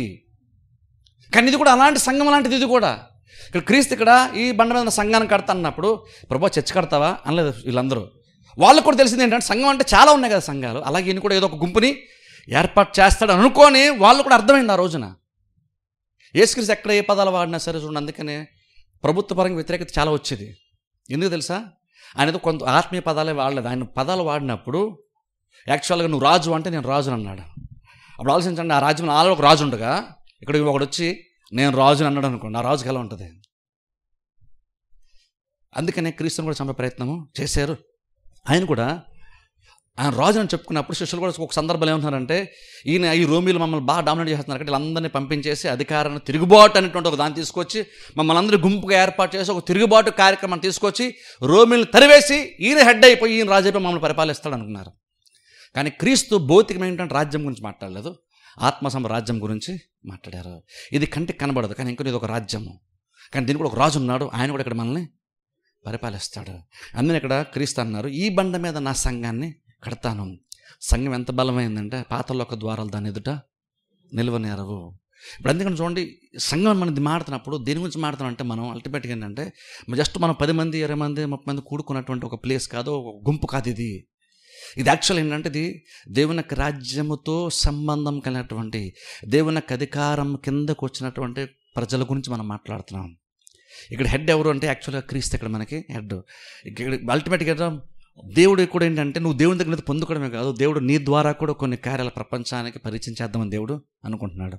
అందుకనే సంఘం అంత ఇంపార్టెంట్ అవుతుంది ఇక్కడ మనకి. ఎందుకంటే ఇక్కడ నువ్వు కేవలం చర్చకొచ్చేది, ఇందులో యాక్టివ్గా నువ్వు పార్టిసిపేట్ చేసేది, నువ్వేదో కొన్ని పొందుకోవడానికి కాదు. దేవుడు యాక్చువల్గా నీకేదో ఇవ్వడానికే కాదు, నీ ద్వారా ప్రపంచానికి కొన్ని విషయాలు చెప్పాలని దేవుడు అనుకుంటున్నాడు. అందుకనే సంఘం ఐక్యతగా ఉండడం అందుకే అంత ఇంపార్టెంట్. ఎందుకంటే క్రీస్తు అన్న చూస్తారా, ఎక్కడైతే నా నామము కూడి ఏకీవిస్తారో వారి మధ్య నేను ఉంటాను అంటే బేసిక్ అక్కడ అర్థం ఏంటంటే, ఒక రకంగా చెప్పాలంటే, ఈ భాషలో చెప్పాలంటే చూడండి, మనకి ఇండియాలో ఇది చెప్పిన గురించి సెంట్రల్ గవర్నమెంట్ ఉంది. ఇండియా మొత్తం సెంట్రల్ గవర్నమెంట్ అధికారం, అది సెంట్రల్ గవర్నమెంట్ అంటాం. కానీ అదే టైంలో స్టేట్ గవర్నమెంట్ కూడా ఉంటుంది. ఇది ఇక్కడ స్టేట్లో స్టేట్ గవర్నమెంట్ పనిచేస్తుంది. కానీ సెంట్రల్ గవర్నమెంట్ ఉంది చూసారా, అది ఇండియా మొత్తం పరిపాలిస్తుంది. కానీ అది ఇండియా మొత్తం పరిపాలిస్తుంది, బేసిక్గా అది ఢిల్లీలో ఉంటుంది. అది సెంట్రల్ గవర్నమెంట్ ఢిల్లీలో ఉంటుంది. కానీ అది ఈ స్టేట్స్ ద్వారా ఇండియా అంతటి బేసిక్గా అదే పరిపాలిస్తుంది. ఒక రకంగా చూస్తే ఇక్కడ వేరే ఇక్కడ స్టేట్ గవర్నమెంట్ పరిపాలిస్తుంది ఇక్కడ. కానీ ఈ స్టేట్ గవర్నమెంట్ కూడా బేసిక్గా ఆ సెంట్రల్ గవర్నమెంట్ కిందనే ఉండి ఇది పరిపాలిస్తుంది. అలాగే ఎగ్జాక్ట్ ఏంటంటే దేవుడు ఉన్నాడు అల్టిమేట్గా. ఆయన ఈ సంఘాలు ఏవైతే సంఘాలు రకరకాల డినామినేషన్స్ రకరకాల ప్లేసెస్లో, అమెరికాలో, ఇండియాలో, అక్కడెక్కడ అక్కడక్కడ గుంపులు ఉన్నాయి చూసారు సంఘాలు. ఇవన్నీ ఒక రకంగా చెప్పాలంటే స్టేట్ గవర్నమెంట్ లాంటివి అనమాట ఇవన్నీ కూడా. అందరూ ఇప్పుడు క్రీస్తు కూడా దీనికి ఎంత వాల్యూ ఇచ్చాడంటే, ఇప్పుడు చూడండి సెంట్రల్ గవర్నమెంట్ కానీ స్టేట్ గవర్నమెంట్లో కానీ క్యాబినెట్ ఉంటారు చూడండి, అంటే మంత్రులు ఉంటారు చూస్తారా, మంత్రులు క్యాబినెట్ అంటారు ఇంగ్లీష్లో అయితే. అంటే బేసిక్గా ఏం చేస్తారు, వాళ్ళు చట్టాన్ని సవరించడం కానీ, క్యాబినెట్ మినిస్టర్స్ కొంతమంది కూర్చొని ఒక డిసిషన్ తీసుకున్నారంటే, అందరూ కలిసి ఒక మాటకు వచ్చారంటే అదొక చట్టం బేసిక్గా. మనందరూ ఇది చేద్దాము అని ఎవరన్నా ఒక సీఎం ఎవరు అన్నారనుకోండి, ఆ సీఎంలో క్యాబినెట్లో ఎవరైతే ఉన్నారో అందరూ కనుక ఓకే సార్ అన్నారనుకోండి, అదొక చట్టం, ఇంకా అది జరిగిపోద్ది. అది జరగాలి అంటే క్యాబినెట్ ఏకీవిస్తే జరిగిపోద్ది, వాళ్ళు ఏకీవించకపోతే జరగదు, వాళ్ళు ఏకీవిస్తే జరిగిపోద్ది. ఇప్పుడు అలాగే దేవుడు కూడా చూడండి, ఎక్కడైతే మీరు కూడి ఏకీవిస్తారో వారి మధ్యనే ఉంటాను, వారు అడిగింది నేను వారు ఖచ్చితంగా ఇస్తాను క్రీస్తు చెప్పారు. అంటే బేసిక్గా థాట్ ఏంటి, దేవుని థాట్ ఏంటంటే, మీరు సంఘంగా మీరు 10 మంది కూడుకొని మీ అందరికన్నా ఒక ఆలోచన చేస్తే నేను దాన్ని చేసేస్తాను. అంటే బేసిక్గా అర్థం ఇక్కడ నువ్వు కూర్చొని బ్రతిమలాడుకుంటున్నావు, దేవుని ప్రభు అడుక్కునే వాళ్ళగా అడుక్కుంటున్నావు కాదు. ఓ రకమైన విశ్వాసాలుగా మనకి అంత స్టేటస్ దేవుడు మనకి ఇచ్చాడంటే, ఓ రకంగా సీఎం కింద క్యాబినెట్ ఉంటుంది, సెంట్రల్ గవర్నమెంట్ క్యాబినెట్ మినిస్టర్స్ ఉంటారు చూసారా, అలా దేవుడు విశ్వాసం కూడా అలా పెట్టాడు మనల్ని, కమిటీ మెంబర్గా మనల్ని పెట్టాడు. మరందరూ కనుక ఒక మాట అనుకుని కనుక నా దగ్గరకు వస్తే నేను దాన్ని చేసేస్తాను. కాకపోతే ప్రాబ్లం మీరు అందరూ ఒక మాటకి రావాలి. మీరు అందరూ ఒక మాటకి మీరు రాగలిగితే నేను ఏదైనా సరే నేను చేసేస్తాను. ఇప్పుడు అందుకని చూడండి, అందుకే సంఘం అంత ఇంపార్టెంట్, మన అందుకని ఏకీభవించడం అంత ఇంపార్టెంట్. ఇక్కడ ఏకీభవిస్తుంటే మీరు ఒక విషయంలో ఏకీభవించారంటే మీరు ఏదో నాకు సపోర్ట్ చేశారని కాదు. యాక్చువల్గా దాని మీనింగ్ అది, నాకు సపోర్ట్ చేశారు. ఇక్కడ ఇష్యూ నేను కాదు, ఇక్కడ యాక్చువల్ ఇష్యూ జస్ట్ మన చర్చ కూడా కాదు ఇష్యూ, ఇక్కడ దేవుని యొక్క రాజ్యము. మన సంఘంలో మేము చాలా ఇంపార్టెంట్, మేము చాలా భక్తితో మనం వేసుకుంటున్నాం. దేవుడు ప్రపంచం అందరినీ ఎలాంటి మందిరాలని ఎలాంటి సంఘాలను దేవుడు బోల్డ్ చూస్తున్నాడు. మన సంఘం మనకి ఎంత ఇంపార్టెంటో పక్క సంఘం కూడా దేవునికి అంతే ఇంపార్టెంట్. దేవునికి ఆ డిఫరెన్స్ దేవునికి లేదు. ఎందుకంటే దేవుడు అక్కడ ఉంటే దేవుడు రాజ్యం చేసేటువంటి ప్లేసెస్ ఇవన్నీ కూడా. అందుకని చర్చని ఎప్పుడు కూడా అలా చూడాలి మనం. చర్చని ఎప్పుడు తక్కువ అంచనా వేయకండి. అందుకనే చర్చని చెప్పుగా చూడకండి, చర్చని చెప్పుగా చూడదు. ఎందుకంటే దీనికి హెడ్ ఆఫీస్ యాక్చువల్ ఎక్కడ ఉంది, దేవుడు దీనికి హెడ్. కాబట్టి నువ్వు ఎక్కడున్నది ఇష్యూ కానే కదా యాక్చువల్గా, ఏ గ్రూప్కి చెందింది అన్నది ఇష్యూ. ఇక్కడ ఒక పెద్ద కంపెనీ ఉందనుకోండి, అఫీషియల్గా వాళ్ళు బ్రాంచెస్ చాలా చోట్ల పెడతారు. కొన్ని బ్రాంచెస్ పల్లెటూరులో ఉంటాయి, కొన్ని బ్రాంచెస్ సిటీలో ఉంటాయి కొంచెం పెద్దగా ఉంటాయి, పల్లెటూరులో ఉన్నాయి, కొన్ని చిన్నగా ఉండొచ్చు. కానీ అలాగే వాల్యూ తగ్గిపోద్దా? ఇప్పుడు ఎస్బీఐ బ్యాంక్ ఉందనుకోండి, వైజాగ్లో ఎస్బీఐ బ్యాంక్ ద్వారకా నగర్లో ఎక్కడ ఉన్నట్టుంది మెయిన్ బ్రాంచ్, అది పెద్దది. అలాగని వేరే చోట ఇంకెక్కడ వైజాగ్లో ఎక్కడో మారుమూల గ్రామంలో ఒక చోట ఉన్నటువంటి ఎస్బీఐ అదే బ్రాంచ్, చిన్న బ్రాంచ్ ఒకటి ఉంది విలేజ్లో, దీనికి ఏమైనా తక్కువ వాల్యూనా? ఖచ్చితంగా వాల్యూ తక్కువ ఉంటుంది. ఎందుకని అది ఎస్బీఐ తరపున ఎక్కడ విలేజ్లో ఉంది. లొకేషన్ మనం చూసి ఇది చిన్నది, ఇది తక్కువది, అది గొప్పది అనుకోకూడదు. దేనికి సంబంధించిందో చూడాలి, అది ఎక్కడుందన్నది ఇష్యూ కాదు. అలాగే చర్చ్ చిన్నదా పెద్దదా, సిటీలో ఉందా పల్లెటూరులో ఉందా, ఎక్కువ మందా తక్కువ మందా, సంఘం అందరూ డబ్బునలు వస్తారా, చదువుకుని వస్తారా, మూటలు వస్తారా, అది అసలు ఇష్యూ. అలా ఇప్పుడు కూడా సంఘాన్ని అలా చూడడం మానేయాలి మనం. అది అసలు ఇష్యూ కాదు. సంఘం అంటే ఏంటంటే దేవుడు అంటున్నాడు కదా, నా సంఘాన్ని నేను కడతాను, నాది అది, నేను కడతాను. సంఘాన్ని ఎప్పుడు కూడా అలా చూడాలి. ఆల్రెడీ మన గురి ఏంటి? నేను వీలైతే నెక్స్ట్ వచ్చే వారంలో కూడా సంఘానికి ఎందుకు రావడం పాట కూడా చెప్తాను. నేను కొంచెం అనుకుంటే చర్చికి వెళ్ళకుండా కూడా నేను పరలోకం వెళ్ళిపోతాను అనుకుంటారు కొంతమంది. చర్చికి వెళ్ళిపోయినా ఇంకా నా భక్తి ఉంది, చర్చికి వెళ్ళిపోయినా సరే పర్లేదు, నేను ఇంకా దేవుని ప్రార్థన చేస్తున్నాను, దేవునితో మాట్లాడుతున్నాను, దేవుడితో నేను బాగానే ఉన్నాను, చర్చికి మాత్రం రావట్లేదు కానీ దేవుడితో బాగానే ఉన్నాను. వీలైతే అలా రావట్లు కూడా ఆన్సర్లు చేస్తాను వీలైతే. అవి ఎందుకంటే అవన్నీ ఇంపార్టెంట్. మన అల్టిమేట్గా మనము చర్చికి రావడానికి మనకు గురి యాక్చువల్గా కాదు, చర్చిలో ఒక మెంబర్ అవ్వడం మన గురి కాదు. ఇక్కడ ఎక్కడ కూడా బైబుల్ అపోస్తలులు అందరూ కూడా మీరు చర్చి మెంబర్లు అయిపోండి అని కాదు. మనం వేరే వాళ్ళని ఎవరన్నా మనం అన్యులను పిలుస్తున్నా చర్చికి, గుర్తుపెట్టుకోండి, నువ్వు ఒకవేళ ఎవరన్నా దేవుళ్ళు నడిపించే పని నువ్వు చేస్తున్నా, మందిరం నడిపించే పని నువ్వు చేస్తున్నా, గుర్తుపెట్టుకోండి, నువ్వు జస్ట్ చర్చికి రప్పించేంత చిన్న పనిని, అల్పమైన పని నువ్వు చేయట్లేదు. నువ్వు దేవుని యొక్క రాజ్యంతో కనెక్ట్ చేయడానికి ప్రయత్నం నువ్వు చేస్తున్నావు. అంత ఉన్నతమైన ఆలోచనతో నువ్వు చేస్తున్నప్పుడు నువ్వు చేసే పని బెటర్గా చేస్తావు, దాని ఇంపార్టెన్స్ తెలుస్తుంది, నువ్వు ఎంతో గొప్ప కార్యాన్ని చేయ ప్రయత్నం చేస్తున్నావు తెలుస్తుంది. నువ్వు అలాగ ఆలోచించినప్పుడు నువ్వు నీ ప్రయత్నం దేవుడు సఫలపరుస్తున్న ఆలోచన నీకు వస్తుంది. నువ్వు నేను చర్చికి రప్పిస్తున్నాను అనుకుంటే నువ్వు పాస్టర్ గారే కనబడతారు, కానీ లేదు నేను చర్చికి రప్పించడం ద్వారా వాళ్ళు దేవుని యొక్క రాజ్యాన్ని నడిపిస్తున్నాను అనుకున్నప్పుడు నీకు దేవుడు గుర్తొస్తాడు. నీకు దేవుడు గుర్తొచ్చినప్పుడు నేను ఈ పని చేస్తున్నప్పుడు ఇది దేవుని దగ్గర నడిపిస్తున్నాను కాబట్టి దేవుని యొక్క సపోర్ట్ కూడా నాకు దొరుకుతుందని నీకు అనిపిస్తుంది. నేను మాట్లాడుతున్నప్పుడు దేవుడు నాకు ఉచ్చరణిస్తాడని నీకు అర్థమవుతుంది. నేను మాట్లాడుతున్నప్పుడు దేవుడు వారి దగ్గర పనిచేస్తాడని నీకు అర్థమవుతుంది. ఎప్పుడంటే నేను చర్చికి రప్పించడం వాళ్ళు గురిగా పెట్టుకోవట్లేదు, నేను దేవుని యొక్క రాజ్యానికి రప్పించడానికి నేను గురిగా పెట్టుకున్నానని నీకు అర్థమైతే నువ్వు చేసే పని నువ్వు బెటర్గా చేస్తావు, చాలా బెటర్గా చేస్తావు, యాక్టివ్గా చేస్తావు. దీని వెనకాల దేవుని యొక్క సహకారం ఉంటుందని నాకు అర్థమవుతుంది. దేవుని యొక్క సహకారం ఉంటుంది కాబట్టి వాళ్ళు లోబడతారు, ఖచ్చితంగా వాళ్ళు కూడా ఆకర్షించబడతారు. వాళ్ళ హృదయంలో కూడా నేను మాట్లాడిన మాటలు పనిచేస్తే వాళ్ళు అల్టిమేట్ దేవుని దగ్గర వాళ్ళు వస్తారు. అలాగే ఆలోచించాలి. ఇప్పుడు అందుకని చూడండి, చర్చికి రమ్మని, చర్చికి ఏమన్నా తీసుకుని చెప్తున్నప్పుడు కూడా చర్చికి రప్పించుకోవడానికి, చర్చినది గొప్పగా చేసుకోవడానికి అల్టిమేట్ అసలు గురి కానే కాదు. మన చర్చికి రప్పించుకోవడం మన అల్టిమేట్ గురి కాదు. మన చర్చికి ఎందుకంటే చర్చ ద్వారానే దేవుని యొక్క రాజ్యంలోకి వస్తారు కాబట్టి చర్చికి వాళ్ళని రమ్మంటున్నాం. కాబట్టి అలాగ ఆలోచించండి. ఈవెన్ మీరు చర్చికి వస్తున్నారు సరే, దేనికి వస్తున్నారు మీరు? చర్చికి రావడానికి మీరు చర్చికి రావట్లేదు, ప్రసన్న కుమార్ దగ్గర రావట్లేదు, మీరు దేవుడి దగ్గరికి, దేవుని యొక్క ఏలుబడి కిందకి మీరు వస్తున్నారు. అలాగ ఆలోచిస్తే అప్పుడు ఇది ఎంత ఇంపార్టెంట్ అర్థమవుతుంది. లేదు జస్ట్ మనుషులను చూసాం అనుకుంటే ఏమనుకుంటే ఈ వారం కాదు వచ్చేవారం వెళ్దాంలేండి అనుకుంటాం. మనం మనుషులే చూస్తాం. చాలా సందర్భాల్లో చర్చికి మనం అంత యాక్టివ్గా రాలేకపోవడానికి ఒక కారణం ఏంటంటే మనం భౌతికంగానే చూస్తాం. అంటే వచ్చే వాళ్ళని చూస్తున్నాం, లేదా నడిపించే పాస్టర్ గారిని చూస్తున్నాం, కానీ మనం దేవుణ్ణి చూడట్లేదు. కానీ చర్చ్ అన్నది ఎప్పుడు కూడా ఎవరో ఒక వ్యక్తి యొక్క సొత్తు ఎప్పుడు కాదు. మీరు నేను ఎవరన్నా సరే చెప్తాను చూడండి, ఇది చర్చ్ అన్నది ఎంత గొప్పదంటే, అదే దేవుని యొక్క రాజ్యం అనేది ఎంత గొప్పదంటే అది పూర్తిగా నీ మీద, నీ ఒక్కడి మీద, లేదా మీ అందరి మీద డిపెండ్ అయ్యి, లేదా నా ఒక్కడి మీద డిపెండ్ అయ్యి లేదు. నువ్వు నేను వెళ్ళిపోతాం ఒక టైంలో, ఇది ఇంకా అలాగే ఉంటుంది. సంఘాలు మారిపోతే కానీ దేవుని యొక్క రాజ్యం ఎప్పటికీ మారదు. మనం ఏం గుర్తుపెట్టు, నువ్వు చర్చకు వస్తున్నప్పుడు ఏం గుర్తుపెట్టుకోవాలంటే నీ లైఫ్ కంటే బలమైన, నీ లైఫ్ కంటే గొప్ప దాంట్లో నువ్వు ఒక పార్టీకి ఉందన్న విషయం గుర్తుపెట్టుకో. సంఘం అనేది ఎప్పుడు కూడా ఎవరో ఒక వ్యక్తి కంట్రోల్లో లేదు, ఒక వ్యక్తికి పెత్తనం అక్కడ జరగదు, ఓ వ్యక్తి మేనేజ్ చేసేది కాదు సంఘం అంటే. సంఘం అనేది చాలా గొప్పది. ఇది ఒక వ్యక్తి అనుకుంటే ఆయన కొంచెం అడ్మినిస్ట్రేటివ్గా ఆయనకి మంచి నాలెడ్జ్ ఉంటే ప్రసంగం చేయగలిగితే సంఘం నడిపించేది అనుకుంటామో, అదంత ఈజీ కాదు. ఎందుకంటే ఒక మనిషి కంటే మించింది ఇది. దీన్ని దేవుడు కడితేనే అవుతుంది, కానీ మనుషులు అనుకుంటే అవ్వదు. ఆ సంఘాన్ని అలా చూడడం నేర్చుకోవాలి మనం. సంఘం అన్నది నువ్వు అనుకున్న దానికంటే, ఇప్పుడు మీరు అనుకో సంఘం అంటే నా మీద డిపెండ్ అనుకుంటారు, నా మీద కూడా డిపెండ్ అయ్యి లేదు ఇది నాకంటే మించింది, ఇది నేను దీన్ని ఈజీగా హ్యాండిల్ చేయగలుగుతాను అని నేను అనుకోవట్లేదు. ఎందుకంటే ఇందులో ఎంత బడ్డ ఉంటుందో మీకు తెలియదు, నాకు తెలుస్తుంది. ఇది మోసేటప్పుడు ఇది ఎంత భారం ఉందో నాకు తెలుస్తుంది. ఎందుకంటే ఇది ఒక మనిషి అయితే యాక్చువల్ దీన్ని చేయలేడు, ఇది దేవుడు అయితేనే హ్యాండిల్ చేయగలుగుతాడు. ఎందుకంటే మనిషి యొక్క సామర్థ్యానికి, మనిషి యొక్క జ్ఞానానికి, మనిషి యొక్క స్థితికి మించినటువంటిది సంఘం అంటుంటుంది. ఎందుకంటే ఇది సంఘం అంటే దాన్ని జస్ట్ ఒక బ్రాంచ్ లాగా దేవుని యొక్క రాజ్యం సంబంధించినటువంటి ఒక దానిలాగా దేవుడు ఇక్కడ పెట్టాడు. అలా చూడడం నేర్చుకోవాలి. చర్చ్ కింద రావాలంటే నువ్వు దేవునితో కనెక్షన్ ఉంది కాబట్టి నువ్వు చర్చికి రావాలి. దేవుని యొక్క సన్నిధిలో నేను నడిపిస్తుంది కాబట్టి నువ్వు చర్చికి నువ్వు వస్తున్నావు. చర్చిలో గుమ్మంలోనికి రావడమే, కాసేపు కూర్చోవడానికి మన గురి కాదు. నేను ఉన్నతంగా చర్చ్ గురించి, చర్చ్ అటెండెన్స్ని కానీ చర్చ్ రావడం ఉన్నతంగా ఆలోచించడం నేర్చుకోండి. ఎప్పుడైతే అలా ఆలోచిస్తామో సంఘం గురించి మనం చీప్గా యాక్చువల్గా మాట్లాడలేము.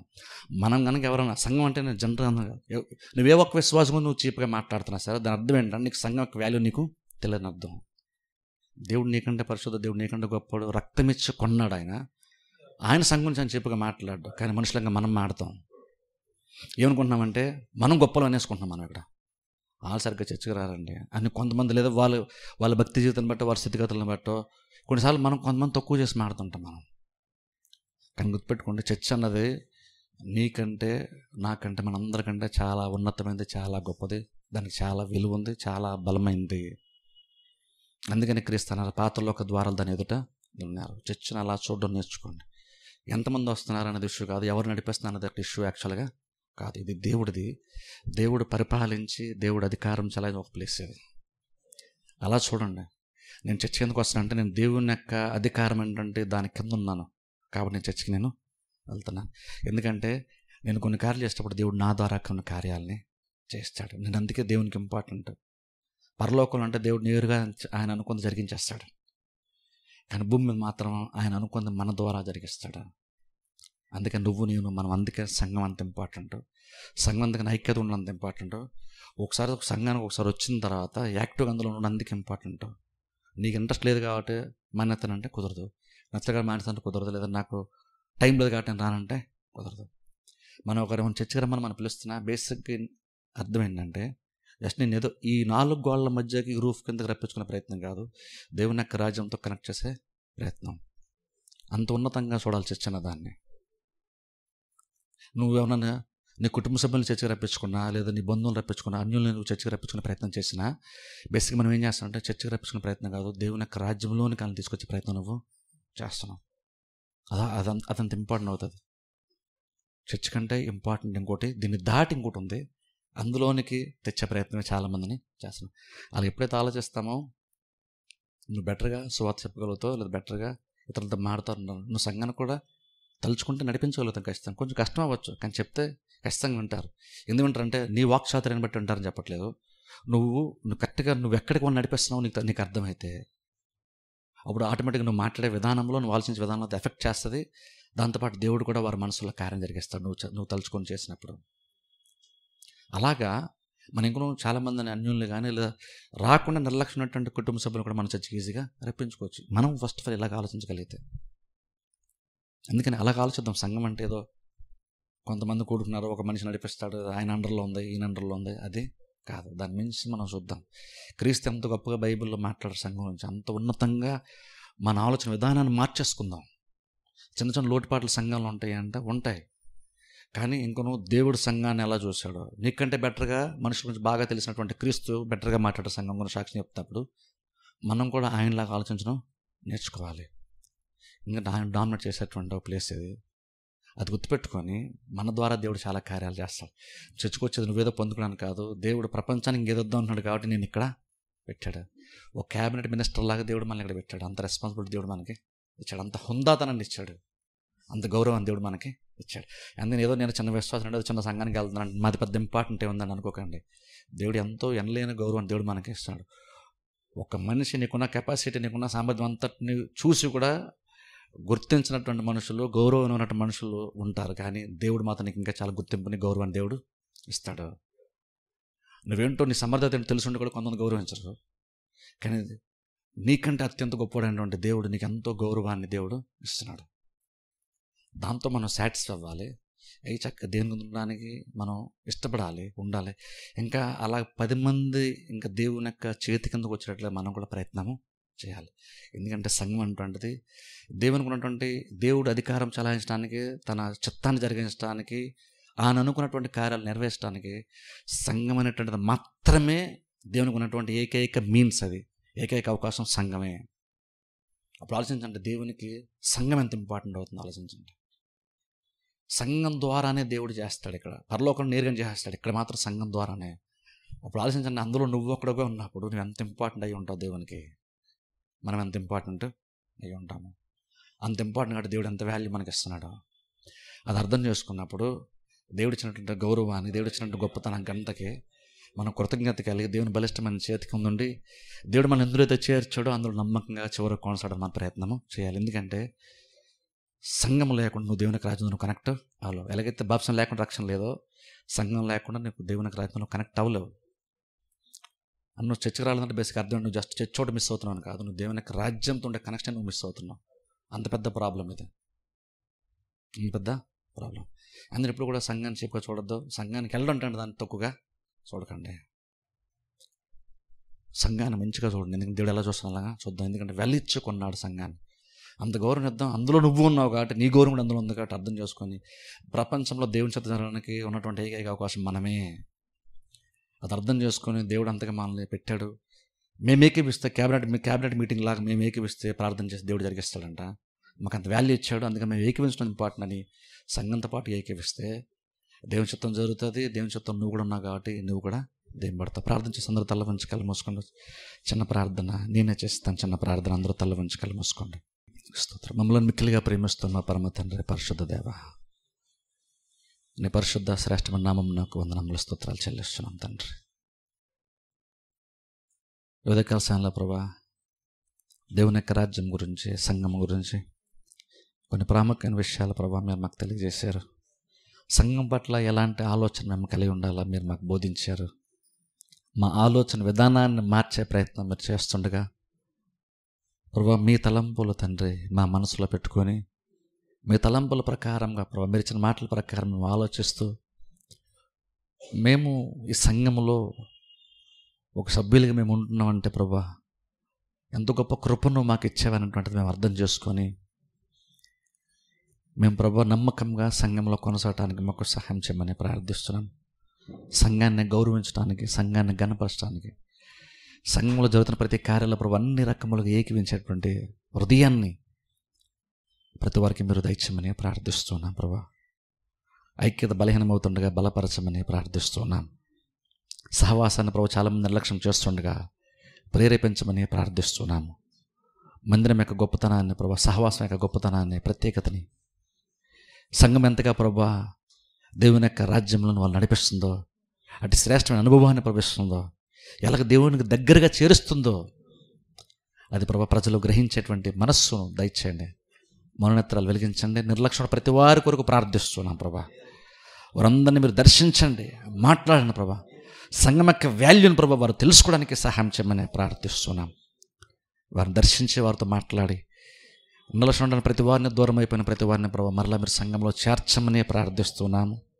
మీ రాజ్యంలోనికి వారిని తీసుకొని రమ్మని ప్రార్థిస్తున్నాం ప్రభా. మీ ఏలుబడి కిందకు తీసుకొని రమ్మని ప్రార్థిస్తున్నాం ప్రభా. మీరు ఇచ్చిన మాటలన్నీ బట్టి మీకు వందనాలు. వెత్తబడిన వాక్యం ఫలింపచేసి దీవించి ఆశీర్వదించండి. ఇంకను రాబోతుంది నిర్మల ప్రభు మరింతగా మీరు మాతో మాట్లాడి మమ్మల్ని బలపరిచే ప్రభా స్థిరపరచమని ప్రార్థిస్తున్నాం. వాక్యం సాతం దొంగిలించకుండా మరదలు మేము కాపాడుకొని దీని ప్రకారంగా జీవించే కృపను మాకు దయచేయమని యేసుక్రీస్తు నామమున ప్రార్థిస్తున్నాం మా పరమ తండ్రి. ఆమేన్.